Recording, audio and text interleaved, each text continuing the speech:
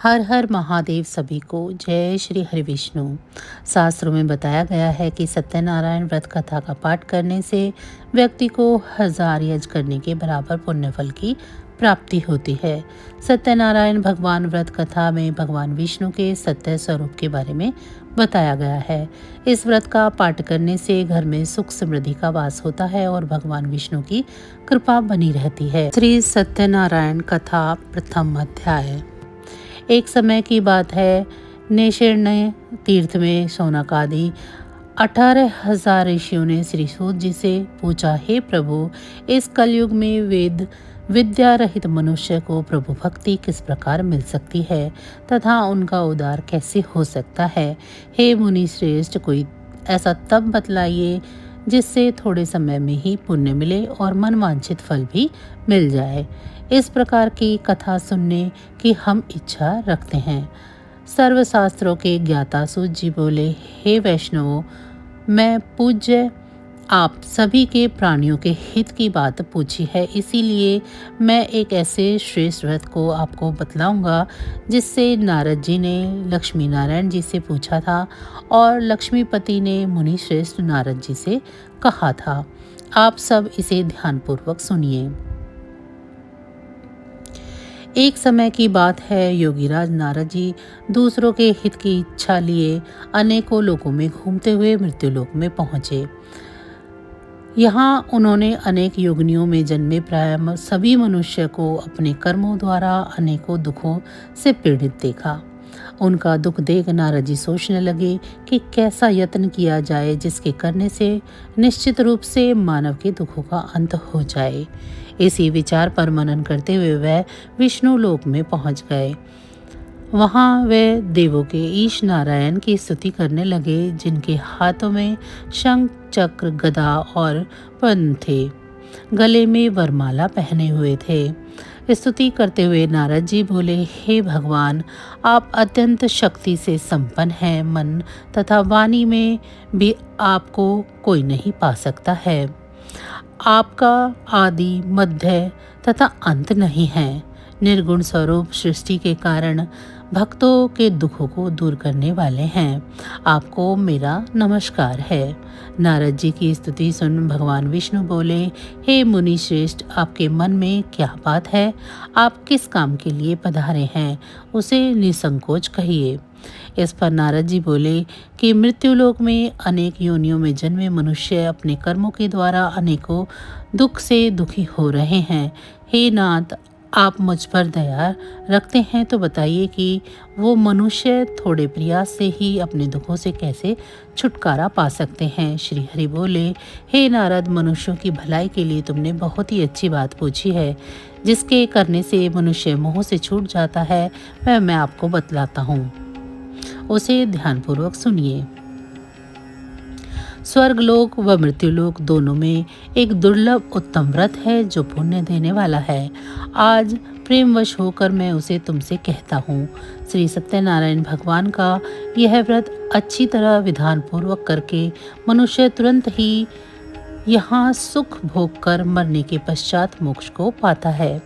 श्री हरि के वचन सुनकर नारद जी बोले कि उस व्रत का फल क्या है, उसका विधान क्या है, यह व्रत किसने किया था, इस व्रत को किस दिन करना चाहिए, सभी कुछ विस्तार से बतलाएं। नारद जी की बात सुनकर श्री हरि बोले, दुख व शोक को दूर करने वाला यह सभी स्थानों पर विजय दिलाने वाला है। मानव को भक्ति व श्रद्धा के साथ शाम को सत्यनारायण की पूजा धर्मपरायण होकर ब्राह्मणों व बंधुओं के साथ करनी चाहिए। भक्ति भाव से ही नैवेद्य केले का फल, घी, दूध, आटे का गेहूं का आटा सवाया ले। गेहूं के स्थान पर साठी का आटा, शक्कर तथा गुड़ लेकर वह सभी भक्षण योग्य पदार्थों को मिलाकर भगवान का भोग लगाएं।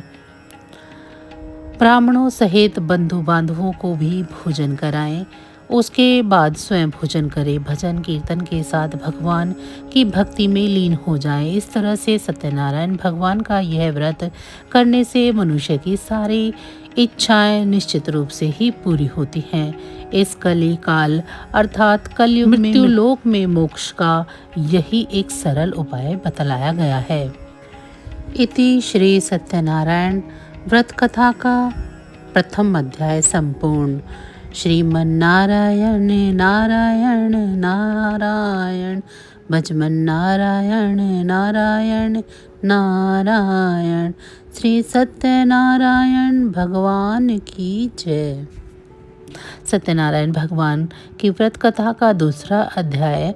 सूत जी बोले, हे ऋषियों, जिसने पहले समय में इस व्रत को किया था उसका इतिहास कहता हूँ, ध्यान से सुनो। सुंदर काशीपुरी नगरी में एक अत्यंत निर्धन ब्राह्मण रहता था। भूख प्यास से परेशान वह धरती पर घूमता रहता था। ब्राह्मणों से प्रेम करने वाले भगवान ने एक दिन ब्राह्मण का वेश धारण कर उसके पास जाकर पूछा, हे विप्र, नित्य दुखी होकर तुम पृथ्वी पर क्यों घूमते हो? दीन ब्राह्मण बोला, मैं निर्धन ब्राह्मण हूँ, भिक्षा के लिए धरती पर घूमता हूँ। हे भगवान, यदि आप इसका कोई उपाय जानते हो तो बतलाइए। वृद्ध ब्राह्मण कहता है कि सत्यनारायण भगवान मनोवांछित फल देने वाले हैं, इसीलिए तुम उनका पूजन करो। इसे करने से मनुष्य सभी दुखों से मुक्त हो जाता है। वृद्ध ब्राह्मण बनकर आए सत्यनारायण भगवान उस निर्धन ब्राह्मण को व्रत का सारा विधान बताकर अंतर्ध्यान हो गए। ब्राह्मण मन ही मन सोचने लगा कि जिस व्रत को वृद्ध ब्राह्मण करने को कह गए हैं, मैं उसे जरूर करूँगा। यह निश्चय करने के बाद उसे रात में नींद नहीं आई। वह सवेरे उठकर सत्यनारायण भगवान के व्रत का निश्चय कर भिक्षा के लिए चला गया। उस दिन निर्धन ब्राह्मण को भिक्षा में बहुत धन मिला, जिससे उसने बंधु बांधवों के साथ मिलकर श्री सत्यनारायण भगवान का व्रत संपन्न किया। भगवान सत्यनारायण का व्रत संपन्न होने के बाद वह निर्धन ब्राह्मण सभी दुखों से छूट गया और अनेक प्रकार की संपत्तियों से युक्त हो गया। उसी समय से यह ब्राह्मण हर माह इस व्रत को करने लगा। इस तरह से सत्यनारायण भगवान के व्रत को जो कोई भी मनुष्य करेगा वह सभी प्रकार के पापों से छूटकर अंत में मोक्ष को प्राप्त होगा। जो मनुष्य इस व्रत को करेगा वह भी सभी दुखों से मुक्त हो जाएगा। सूत जी बोले, इस तरह से नारद जी ने सत्यनारायण भगवान का कहा हुआ श्री सत्यनारायण व्रत को मैंने तुमसे कहा। हे विप्रो, मैं अब और क्या कहूँ? ऋषि बोले कि हे मुनिवर, संसार में उस विप्र से सुनकर और किस किस ने इस व्रत को किया, हम सब इस बात को सुनना चाहते हैं। इसके लिए हमारे मन में श्रद्धा का भाव है। सूत जी बोले, हे मुनियों, जिसने इस व्रत को किया है वे सब सुनो। एक समय वही विप्र धन व ऐश्वर्य के अनुसार अपने बंधु बांधवों के साथ इस व्रत को करने को तैयार हुआ। उस समय एक लकड़ी बेचने वाला बूढ़ा आदमी आया और लकड़ियां बाहर रखकर अंदर ब्राह्मण के घर में आ गया। प्यास से दुखी वह लकड़हारा उनको व्रत करते देख विप्र को नमस्कार कर पूछने लगा कि आप ये क्या कर रहे हैं? तो उन्होंने बताया कि व्रत कर रहा हूँ तथा इसे करने से क्या फल मिलेगा, कृपया मुझे भी बताइए। ब्राह्मण ने कहा कि सभी मनोकामनाओं को पूरा करने वाला यह श्री सत्यनारायण भगवान का व्रत है। इनकी कृपा से ही मेरे घर में धन धान्य आदि की वृद्धि हुई है। विप्र से सत्यनारायण व्रत के बारे में जानकर लकड़हारा बहुत प्रसन्न हुआ। चरणामृत लेकर वह प्रसाद खाने के बाद अपने घर चला गया। लकड़हारे ने अपने मन में संकल्प किया कि आज लकड़ी बेचने से जो भी धन मिलेगा उसी से सत्यनारायण भगवान का उत्तम व्रत करूंगा। मन में वे इस विचार को ले बूढ़ा आदमी सर पर लकड़ियां रख उस नगर में बेचने गया जहां धनी लोग ज़्यादा रहते थे। उस नगर में उसे अपनी लकड़ियों का दाम पहले से 4 गुना अधिक मिलता है। बूढ़ा प्रसन्नता के साथ दाम लेकर केले, शक्कर, घी, दूध, दही और गेहूं का आटा ले और सत्यनारायण भगवान के व्रत की अन्य सामग्रियां लेकर अपने घर गया। वहां अपने सभी बंधु बांधवों को लेकर विधि विधान से सत्यनारायण भगवान का पूजन और व्रत किया। इसी व्रत के प्रभाव से वह बूढ़ा लकड़हारा धन, पुत्र आदि से युक्त होकर संसार के समस्त सुख भोगने के बाद अंत में बैकुंठ धाम चला गया। श्री सत्यनारायण कथा का दूसरा अध्याय संपूर्ण। बोलिए श्री सत्यनारायण भगवान की जय। श्रीमन्नारायण नारायण नारायण भजवन नारायण नारायण नारायण। श्री सत्यनारायण भगवान की जय। सत्यनारायण भगवान व्रत कथा का तीसरा अध्याय। सूत जी बोले, हे श्रेष्ठ मुनियों, अब आगे की कथा कहता हूँ। पहले समय में उल्कामुख नाम का एक बुद्धिमान राजा था। वह सत्यवक्ता और जितेंद्रिय था। प्रतिदिन देव स्थानों पर जाता और निर्धनों को धन देकर उनके कष्ट को दूर करता। उसकी पत्नी कमल के समान मुख वाली तथा सती साध्वी थी। भद्रशिला नदी के तट पर वे दोनों ने सत्यनारायण भगवान का व्रत किया। उसी समय साधु नाम का एक वैश्य आया। उसके पास व्यापार करने के लिए बहुत सा धन भी था। राजा को व्रत करते देखकर वह विनय के साथ पूछने लगा, हे राजन, भक्ति भाव पूर्ण होकर आप ये क्या कर रहे हैं? मैं सुनने की इच्छा रखता हूँ, तो आप मुझे बतलाइए। राजा बोला, हे साधु, अपने बंधु बांधवों के साथ पुत्रादि प्राप्ति के लिए एक महाशक्तिमान श्री सत्यनारायण भगवान का व्रत व पूजन कर रहा हूँ। राजा के वचन सुनकर साधु आदर से बोला, हे राजन, मुझे इस व्रत का सारा विधान कहिए। आपके कथा अनुसार मैं भी इस व्रत को करूँगा। मेरी भी संतान नहीं है और इस व्रत के करने से निश्चित रूप से मुझे भी संतान की प्राप्ति होगी। राजा से व्रत का सारा विधान सुन व्यापार से निर्वित हो वह अपने घर गया। साधु वैश्य ने अपनी पत्नी को संतान देने वाले इस व्रत का वर्णन कह सुनाया और कहा कि जब मेरी संतान होगी तब मैं इस व्रत को करूँगा। साधु ने इस तरह के वचन अपनी पत्नी लीलावती से कहे। एक दिन लीलावती पति के साथ आनंदित हो संसारिक धर्म में प्रवृत्त होकर सत्यनारायण भगवान की कृपा से गर्भवती हो गई। 10वें महीने में उसके गर्भ से एक सुंदर कन्या ने जन्म लिया। दिनों दिन वह ऐसे बढ़ने लगी जैसे कि शुक्ल पक्ष की चंद्रमा बढ़ता है। माता पिता ने अपनी कन्या का नाम कलावती रखा। एक दिन लीलावती ने मीठे शब्दों में अपने पति को याद दिलाया कि आपने सत्यनारायण भगवान के जिस व्रत के लिए संकल्प किया था उसे करने का समय आ गया है। आप इस व्रत को करिए। साधु बोला कि हे प्रिय, इस व्रत को मैं इसके विवाह पर करूँगा। इस प्रकार अपनी पत्नी को आश्वासन देकर वह नगर की ओर चला गया। कलावती पिता के घर में रह वृद्धि को प्राप्त हो गई। साधु ने एक बार नगर में अपनी कन्या को सखियों के साथ देखा तो तुरंत ही दूत को बुलाया और कहा कि मेरी कन्या के योग्य कोई वर देख आओ। साधु की बात सुनकर दूत कंचन नगर में पहुंचा और वहां देखभाल कर लड़की के सुयोग्य वाणिक पुत्र को ले आया। सुयोग्य लड़के को देख साधु ने बंधु बांधवों को बुलाकर अपनी पुत्री का विवाह कर दिया। लेकिन दुर्भाग्य की बात तो यह है कि साधु ने अभी भी श्री सत्यनारायण भगवान का व्रत नहीं किया।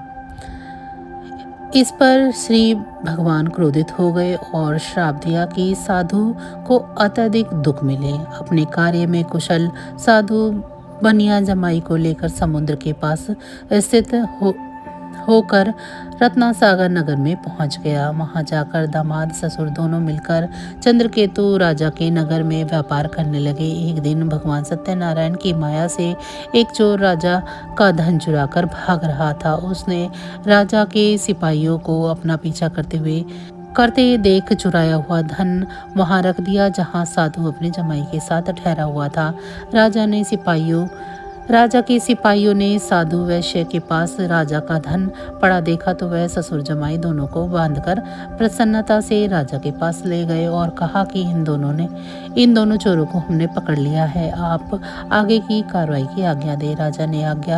राजा की आज्ञा से उन दोनों को कठिन कारावास में डाल दिया गया और उनका सारा धन भी उससे छीन लिया गया। श्री सत्यनारायण भगवान से श्राप से साधु की पत्नी भी बहुत दुखी रहने लगी। घर में जो धन रखा था उसे भी चोर चुरा ले गए। शारीरिक और मानसिक पीड़ा व भूख प्यास से अति दुखी हो अन्न की चिंता में कलावती ने कलावती के ब्राह्मण के घर गई। वहां उसने श्री सत्यनारायण भगवान का व्रत होते हुए देखा। फिर कथा भी सुनी। वह प्रसाद ग्रहण कर वह रात को घर वापस आई। कलावती ने अपनी माता से कहा, हे माता, मैंने एक ब्राह्मण के घर से सत्यनारायण भगवान का व्रत देखा है। कन्या के वचन सुन लीलावती भगवान के पूजन की तैयारी करने लगी। लीलावती ने परिवार व बंधुओं सहित सत्यनारायण भगवान का पूजन किया और उनसे वर मांगा कि मेरे पति तथा जमाई शीघ्र ही घर आ जाएं। साथ ही यह भी प्रार्थना की कि हम सबका अपराध क्षमा करें। श्री सत्यनारायण भगवान इस व्रत से संतुष्ट हो गए और राजा चंद्रकेतु को सपने में दर्शन देकर कहा कि हे राजन, तुम उन दोनों वैश्यों को छोड़ दो और तुमने उनका जो धन लिया है उसे भी वापस कर दो। अगर ऐसा नहीं किया तो मैं तुम्हारा धन, राज्य व संतान सभी को नष्ट कर दूंगा। राजा को यह सब कहकर वह अंतर ध्यान हो गए।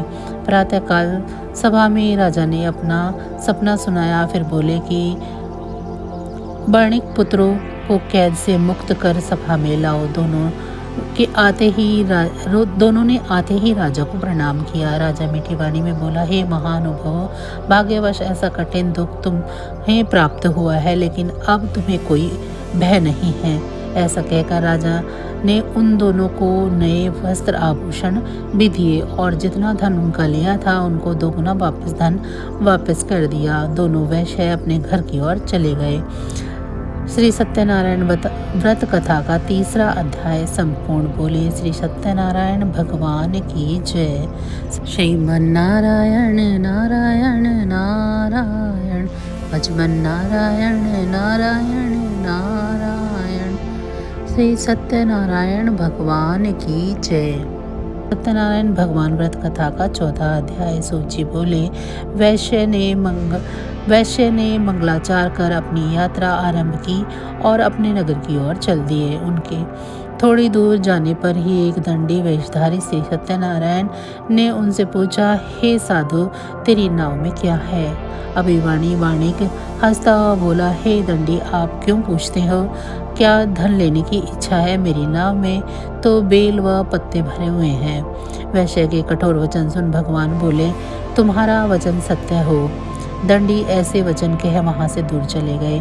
कुछ दूर जाकर समुद्र के किनारे बैठ गए। दंडी के जाने के बाद साधु वैश्य ने नित्य क्रिया के पश्चात नाव की ऊंची उठाते हुए देखा और अचंभा मानकर और नाव में बेलपत्ते आदि देखकर वह मूर्छित हो जमीन पर गिर पड़ा। मूर्छा खुलने पर वह अत्यंत शोक में डूब गया। तब उसका दामाद बोला कि आप शोक न मनाएं, यह दंडी का श्राप है, इसीलिए हमें उनकी शरण में जाना चाहिए, तभी हमारी मनोकामना पूरी होगी। दामाद की बात सुनकर वह दंडी के पास पहुंचा और अत्यंत भक्तिभाव नमस्कार कर बोला कि मैंने आपसे जो कुछ भी असत्य वचन कहे थे उनके लिए मुझे क्षमा कर दें। ऐसा कहकर महान शोकातुर हो रोने लगा।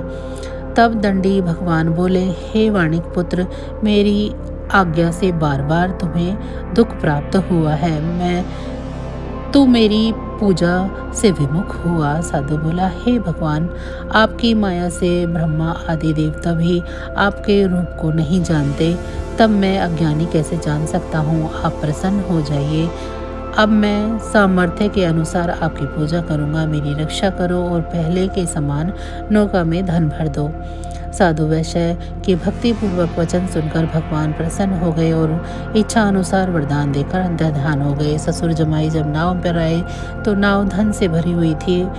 फिर वही अपने अन्य साथियों के साथ सत्यनारायण भगवान का पूजन कर अपने नगर की ओर वो चल दिए। जब नगर के नज़दीक पहुंचे तो दूत को घर पर खबर करने के लिए भेज दिया। दूत साधु की पत्नी को प्रणाम करते हुए कहता है कि मालिक और दामाद सहित नगर के निकट आ गए हैं। दूत की बात सुन साधु की पत्नी लीलावती ने बड़े हर्ष के साथ सत्यनारायण भगवान का पूजन कर अपनी पुत्री कलावती से कहा कि मैं अपने पति के दर्शन को जाती हूँ, तो कार्य पूर्ण कर शीघ्र ही आ जा। माता के ऐसे वचन सुनकर कलावती जल्दी में प्रसाद छोड़ अपने पति के पास चली गई। प्रसाद की अवज्ञा के कारण श्री सत्यनारायण भगवान रुष्ट हो गए और नाव सहित उसके पति को पानी में डुबो दिया। कलावती अपने पति को वहां न पाकर रोती हुई जमीन पर गिर गई। नौका को डूबा हुआ देखकर कन्या को रोता देख साधु दुखी होकर बोला कि हे प्रभु, मुझसे तथा मेरे परिवार से जो भूल हुई है उसे क्षमा करें। साधु के दीन वचन सुनकर सत्यनारायण भगवान प्रसन्न हो गए और आकाशवाणी हुई, साधु तेरी कन्या मेरे प्रसाद को छोड़कर आई है, इसीलिए उसका पति अदृश्य हो गया। यदि वह घर जाकर प्रसाद खाकर लौटती है तो उसे उसका पति अवश्य मिलेगा। ऐसी आकाशवाणी सुन कलावती अपने घर पहुंचकर प्रसाद खाती है और फिर आकर अपने पति के दर्शन करती है। उसके बाद साधु अपने बंधु बांधवों सहित श्री सत्यनारायण भगवान का विधि विधान से पूजन करता है। इस लोक का सुख भोग व अंत को स्वर्ग में जाता है। इति श्री सत्यनारायण व्रत कथा का चतुर्थ अध्याय संपूर्ण। श्रीमन्नारायण नारायण नारायण, भजवन नारायण नारायण नारायण। श्री सत्यनारायण भगवान की जय। सत्यनारायण भगवान की व्रत कथा का 5वां अध्याय। सूची बोले कि हे ऋषियों, मैं और भी एक कथा सुनाता हूँ, उसे भी ध्यानपूर्वक सुनो। प्रजापालन में लीन तुंगध्वज नाम का एक राजा था। उसने भी भगवान का प्रसाद त्याग कर बहुत ही दुख सहन किए। एक बार वह वन में जाकर वन्य पशुओं को मारकर वह बड़के पेड़ के नीचे आया। वहाँ उसने ग्वालों को भक्ति भाव से अपने बंधु बांधवों सहित सत्यनारायण भगवान का पूजन करते देखा। अभिमानवश राजा ने उन्हें देखकर भी पूजा स्थान में नहीं गया और न ही उसने भगवान को नमस्कार ही किया। ग्वालों ने राजा को प्रसाद दिया, लेकिन वह प्रसाद भी उसने ग्रहण नहीं किया और प्रसाद को वहीं छोड़कर वह अपने नगर की ओर चला गया। जब वह नगर में पहुंचा तो वहां सब कुछ तहस नहस हुआ पाया, तो वह शीघ्र ही समझ गया कि यह सब भगवान ने ही किया है। वह दोबारा ग्वालों के पास पहुंचा और विधिपूर्वक पूजा कर प्रसाद खाया तो श्री सत्यनारायण भगवान की कृपा से सब कुछ पहले जैसा हो गया। दीर्घ काल तक सुख भोगने के बाद मरने के उपरांत उसे स्वर्गलोक की प्राप्ति हुई। जो मनुष्य परम दुर्लभ इस व्रत को करेगा तो भगवान श्री सत्यनारायण की अनुकंपा से उसे धन धान्य की प्राप्ति होगी, निर्धन धनी हो जाता है और भय मुक्त हो जीवन जीता है। संतानहीन मनुष्य को संतान सुख मिलता है और सारे मनोरथ पूर्ण होने पर मानव अंतकाल में वैकुंठ धाम को जाता है। सूत जी बोले, जिन्होंने पहले इस व्रत को किया है, अब उनके दूसरे जन्म की कथा कहता हूँ। वृद्ध सतानंद ब्राह्मण ने सुदामा का जन्म लेकर मोक्ष की प्राप्ति की। लकड़हारे ने अगले जन्म में निषाद बनकर मोक्ष को प्राप्त किया। उल्कामुख नामक राजा दशरथ होकर वैकुंठ को गए। साधु नाम के वैश्य ने मोरध्वज बनकर अपने पुत्र को आरे से चीरकर मोक्ष पाया। महाराज तुंगध्वज ने स्वयंभू होकर भगवान में भक्ति युक्त हो कर्म का मोक्ष पाया। श्री सत्यनारायण भगवान की व्रत कथा का 5वां अध्याय संपूर्ण। बोलिए श्री सत्यनारायण भगवान की जय। श्रीमन्नारायण नारायण नारायण, भजवन नारायण नारायण नारायण। श्री सत्यनारायण भगवान की जय। तो बस आज की जानकारी इतनी ही थी। फिर मिलेंगे हम आपको ऐसी ही किसी अन्य जानकारी के साथ अगली वीडियो में। तब तक अगर आप सभी को हमारी ये जानकारी अच्छी लगी है तो वीडियो को लाइक करें। चैनल को अभी तक सब्सक्राइब नहीं किया तो चैनल को सब्सक्राइब कर लें और कमेंट बॉक्स में श्री हरि विष्णु ज़रूर लिखें। इसी के साथ भगवान श्री हरि विष्णु की कृपा दृष्टि आप सभी पर सदैव बरसती रहे। आप सभी का बहुत बहुत धन्यवाद। नमः शिवाय।